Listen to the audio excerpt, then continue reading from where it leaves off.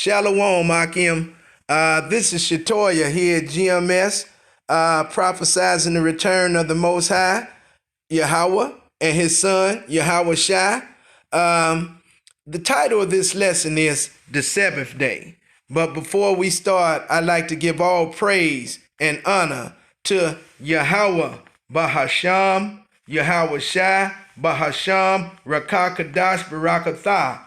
Double honors to the apostles at Great Millstone, honors to the hopeful elect, and all the Akim out there pushing his word in truth and sincerity, and to the speckled bird and all those whose lineage goes back to our forefathers, Abraham, Isaac, and Jacob, Barakatha. Again, the title of this lesson is The Sabbath Day, and we're going to get right into it. I'm going to take you right to Genesis, and we're going to go to Genesis, the second chapter, and we're going to start at the second verse. And on the Sabbath day, God ended his work which he had made, and he rested on the Sabbath day from all his work which he had made.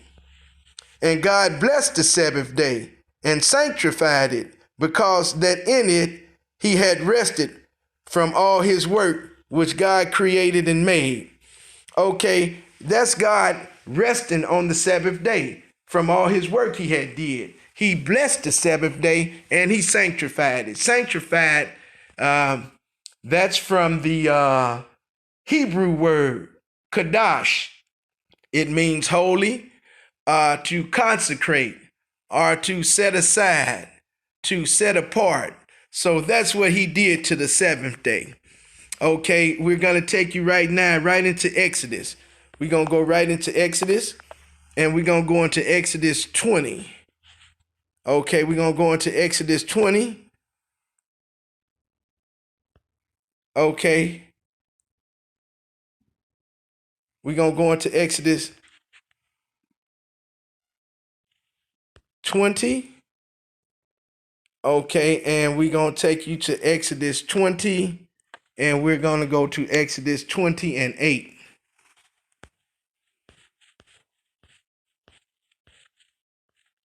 It says, remember the Sabbath day to keep it holy. 6 days shalt thou labor and do all thy work. But the Sabbath day is the Sabbath day of the Lord thy God. In it thou shalt not do any work, thou nor thy son, nor thy daughter, thy manservant, nor thy maidservant, nor thy cattle, nor thy stranger that is within thy gates. Okay, so on the Sabbath day, we shouldn't do any work. We shouldn't do anything but, face the east and keep the Sabbath day holy for the Lord Yahweh, our power. Now I'm going to take you right here. We're going to go to Genesis. We're going to go right back in Genesis, and we're going to go to Genesis 1, but we're going to go to Genesis 1, and we're going to go to Genesis 1 and 14. We're going to go to Genesis 1 and 14. Genesis 1 and 14. Okay. And Genesis 1 and 14. And God said, let there be light in the firmament of the heaven to divide the day from the night. And let them be for signs and for seasons and for days and for years. Now that sounds like a calendar, a clock or something, a biblical clock or calendar. And let them be for lights in the firmament of heaven to give light upon the earth. And it was so. And God made two great lights, the greater light to rule the day, that's the sun, and the lesser light to rule the night, that's the moon. He made the stars also. And God set them in the firmament of heaven to give light upon the earth, and to rule over the day and over the night, and to divide the light from the darkness. And God saw that it was good. And the evening and the morning were the fourth day. Okay, now that sounds like a biblical calendar, a biblical clock. Okay, and when you wake up in the morning, you say you wake up at 9, 8 o'clock in the morning, and you saying good morning. In actuality, you should be saying good day because you only have like maybe 8 more hours, 9 more hours before the sun is setting and it's a new day. You see, according to Yahweh Bahasham, Yahweh Shai, the eve starts a day, okay? It says right here, Genesis 1st chapter and 19, and the evening and the morning were the 4th day. You see, so at eve, you could say sunset because that's eve. That's how our fathers, Abraham, Isaac, and Jacob, used to keep up with days. From sunset to sunset was one day, okay? And they used to keep track of the Sabbeth by the moon, okay? When the first half of moon is called the first quarter moon, that's a Sabbeth.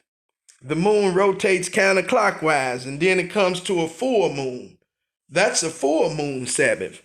And it keeps rotating, okay, till it comes back to another half a moon. That's a third quarter moon Sabbeth. And then it rotates into the new moon Sabbeth.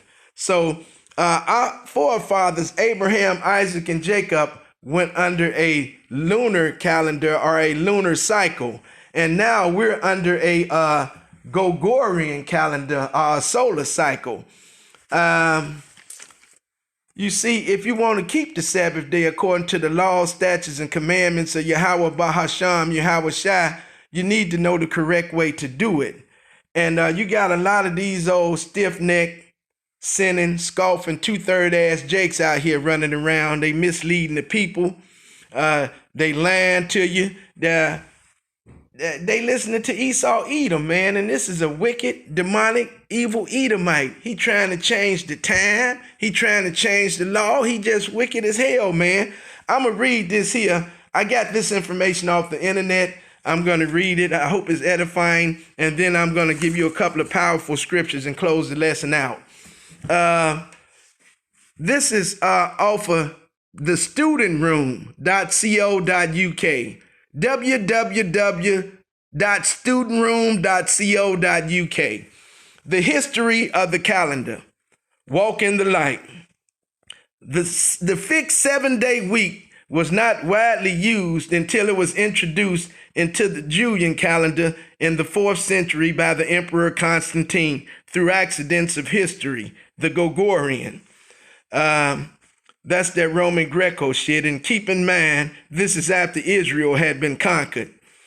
Constantine and the week, the witty invention that changed time and the law. Constantine, Emperor of Rome, in 321 through 325 AD, established the new and uniquely stylized solar planetary calendar. Constantine replaced the scriptural calendar, which our forefathers Abraham, Isaac, and Jacob used. It was from a 29.5-day lunar cycle, or lunar calendar, which caused the Sabbath day to move or to change. And by the way, the lunar calendar was used by the whole world before the change. And you see, that's what I mean. You got this wicked ass Edomite. He trying to change laws. He trying to change time, man. And you got these dumbass brainwashed jakes out there, man. Give me that Daniel, man. Daniel 7:25, man. Daniel 7. And we're going to go to 25. 7:25.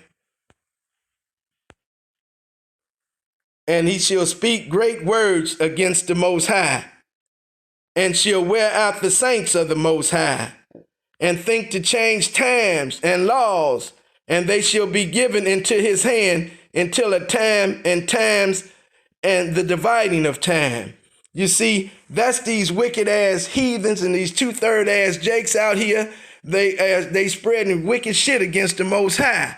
Okay, and we out here pushing this word in truth and sincerity, and y'all scoffers and you stiff necks, you wearing us out because you won't heed the laws, statutes, and commandments of Yahweh Bahasham, Yahweh Shai.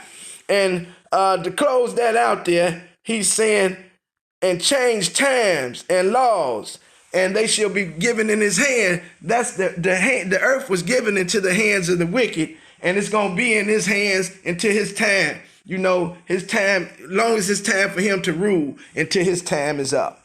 And that's coming quick, you motherfuckers. That's coming quick. Okay, we're going to go right into this Ezekiel, man. We're going to hit this Ezekiel 46. Ezekiel 46, and we're going to go to 1. Thus saith the Lord Yahweh, the gate of the inner court that looketh toward the east shall be shut 6 working days, but on the Sabbath it shall be open, and in the day of the new moon it shall be open.